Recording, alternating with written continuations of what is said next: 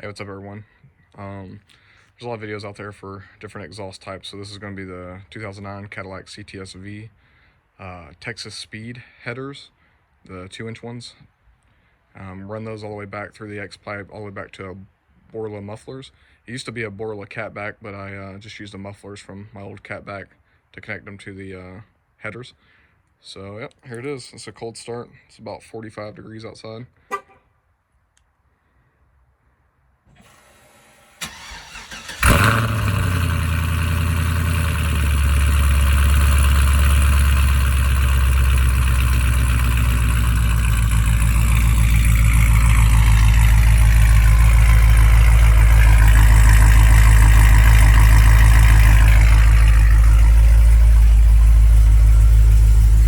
Extremely loud on startup if you can't tell, but it mellows out nicely once it gets warmed up a little bit.